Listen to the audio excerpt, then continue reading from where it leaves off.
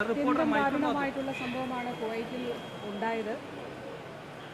നമ്മുടെ കുറേയേറെ ആളുകൾ മരിച്ചു, കുറേയേറെ ആളുകൾക്ക് പരിക്കേറ്റിട്ടുണ്ട്. അവർ ആശുപത്രികളിൽ ചികിത്സയിലാണ്.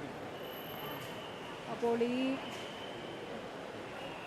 മരിച്ചവരുടെ ഡെഡ് ബോഡി നാട്ടിലേക്ക് കൊണ്ടുവരുന്നതിന് വേണ്ടിയിട്ടുള്ള ക്രമീകരണങ്ങൾ നടക്കുകയാണ്. 23 മലയാളികളെയാണ് ഒഫീഷ്യലി എംബസി ഐഡൻറ്റിഫൈ ചെയ്ത് ഡിക്ലെയർ ചെയ്തിട്ടുള്ളത്. 2 പേരുടെ ബോഡി ഐഡൻറ്റിഫിക്കേഷൻ അത് സംശയത്തിലാണുള്ളത്. അതുകൊണ്ട് ഒഫീഷ്യലി എംബസി ഡിക്ലെയർ ചെയ്തിട്ടില്ല. ഔദ്യോഗികമായി പ്രസിദ്ധീകരിച്ച ലിസ്റ്റിൽ 23 മലയാളികളാണ് ഉള്ളത്. 2 പേർ കൂടി ഉണ്ട് എന്നുള്ളത് സംശയിക്കപ്പെടുന്നുണ്ട്. ഔദ്യോഗിക സ്ഥിരീകരണം വരേണ്ടതായിട്ടുണ്ട്. അപ്പോൾ ബഹുമാനപ്പെട്ട മുഖ്യമന്ത്രി ഇന്നലെ തന്നെ കേന്ദ്ര സർക്കാരിനുമായി ആശയവിനിമയം നടത്തിയിരുന്നു. ഇന്ന് ഈ മരിച്ച മലയാളികളുടെ മൃതദേഹങ്ങൾ കേരളത്തിൽ എത്തിക്കുന്നതിന് വേണ്ടിയിട്ടുള്ള ക്രമീകരണങ്ങൾ ചെയ്യണമെന്നുള്ളതും ആവശ്യപ്പെട്ടു. അപ്പോൾ ഇപ്പോൾ അവിടെ നടപടിക്രമങ്ങൾ ഏതാണ്ട് പൂർത്തിയായിക്കൊണ്ട് മൃതദേഹങ്ങൾ പെട്ടികളിലേക്ക് മാറ്റുന്ന പ്രവർത്തനമാണ് നടക്കുന്നത്. ഇന്ന് രാവിലെ മുതൽ ഇതുമായി ബന്ധപ്പെട്ടിട്ടുള്ള വിവിധങ്ങളായിട്ടുള്ള നടപടികൾ, അത് ഏറ്റവും അവസാനം ബോഡി എംബാം ചെയ്യുന്നതുമായിട്ടുള്ള കാര്യങ്ങളും അത് പൂർത്തിയാക്കി. നമ്മുടെ ആളുകൾ അവിടെ ഉണ്ട്. അപ്പോൾ ഇപ്പോൾ ഏറ്റവും ഒടുവിൽ അറിയുന്നത് ഏതാണ്ട് 22 പേരുടെ മൃതദേഹങ്ങൾ കൊണ്ടുവരുന്നു എന്നുള്ളതാണ്. പക്ഷേ ഒരാളുടെ കൂടി കൊണ്ടുവരാൻ കഴിയുമോ എന്നുള്ളത് നോക്കുന്നുണ്ട്. അപ്പോൾ അതുകൂടി കൊണ്ടുവരാൻ കഴിഞ്ഞാൽ ഇപ്പോൾ ഐഡൻറ്റിഫൈ ചെയ്ത 23 പേരുടെയും മൃതദേഹങ്ങൾ ഇന്ന് തന്നെ കൊണ്ടുവരാനായിട്ട് കഴിയും. ഇപ്പോൾ കൊച്ചിയിൽ, കാരണം ഏറ്റവും അധികം ആളുകൾ മരിച്ചത് കേരളത്തിൽ നിന്നാണ്. അപ്പോൾ അതുകൊണ്ട് കൊച്ചിയിൽ ആ മൃതദേഹങ്ങൾ എത്തിക്കണമെന്നുള്ളതാണ് കേരളം ആവശ്യപ്പെട്ടിരുന്നത്. അപ്പോൾ കൊച്ചിയിലേക്ക് ആ മൃതദേഹങ്ങൾ എത്തിക്കുമെന്നുള്ളതാണ് ഇപ്പോൾ മനസ്സിലാക്കുന്നത്. അതുകൊണ്ട് തന്നെ ബഹുമാനപ്പെട്ട CM നിർദ്ദേശം കൊടുത്തതിൻ്റെ അടിസ്ഥാനത്തിൽ നോർക്ക ഇവിടെ ആംബുലൻസുകളും ക്രമീകരിച്ചിട്ടുണ്ട്. 25 ആംബുലൻസും ക്രമീകരിച്ചിട്ടുണ്ട്.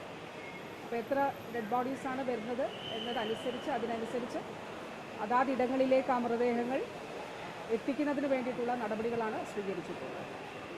അപ്പോൾ നമ്മുടെ നാട്ടിൽ നിന്ന് വിദേശത്ത് പോയി ജോലി ചെയ്യുന്ന നമ്മുടെ സഹോദരങ്ങൾക്ക് ഉണ്ടായിട്ടുള്ള അതീവ വിഷമകരമായിട്ടുള്ള ഈ ഒരു സംഭവത്തിൽ അവരുടെ കുടുംബങ്ങൾ മിക്കവാറും നാട്ടിലായിരിക്കും.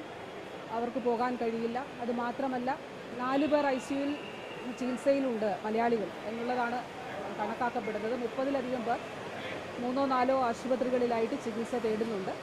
ചില ആളുകൾ പ്രാഥമിക ചികിത്സ തേടി അവർ ആശുപത്രികൾ വിട്ടിട്ടുമുണ്ട്.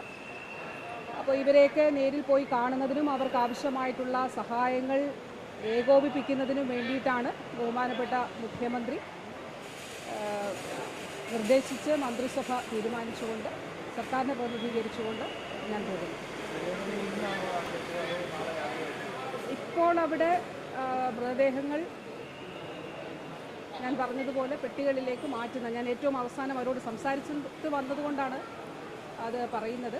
അപ്പോൾ അത് നടക്കുകയാണ്. അതുടനെ തന്നെ പൂർത്തിയാക്കുമെന്നുള്ളതാണ് അവർ പറഞ്ഞത്. അപ്പോൾ അങ്ങനെയാണെങ്കിൽ അധികം വൈകാതെ അവിടെ നിന്ന് വിമാനം പുറപ്പെടും എന്നുള്ളതാണ് അറിയിച്ചിട്ടുള്ളത്. അതിൽ വ്യോമസേനയുടെ അല്ലെങ്കിൽ ചാർട്ടേഡ് ഫ്ലൈറ്റോ എന്നുള്ളതാണ്. ഏതായാലും ഇവിടേക്ക് എത്തിക്കുമെന്നുള്ളതാണ് ഏതാണ്ട് നമുക്ക് മനസ്സിലാക്കാൻ കഴിയുന്നത്. 100% ഇവിടേക്ക് എത്തിക്കുമെന്നുള്ളതാണ്. ഇവിടെയുള്ള ക്രമീകരണങ്ങളെല്ലാം തന്നെ സർക്കാർ ചെയ്തിട്ടുണ്ട്. CMന്റെ നിർദ്ദേശാനുസരണം ഇവിടെ ആംബുലൻസുകളും മറ്റു ക്രമീകരണങ്ങളും എല്ലാം തന്നെ ചെയ്തിട്ടുണ്ട്.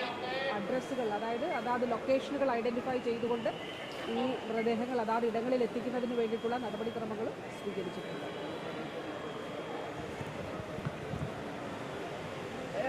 ഇപ്പോൾ നിലവിൽ വാസ്തവത്തിൽ നമുക്കൊരു ഇത്ര സമയത്ത് ഇവിടെ എത്തുമെന്നുള്ളത് അത് കൃത്യമായിട്ടുള്ളൊരു അറിയിപ്പ് ലഭിച്ചിട്ടില്ല.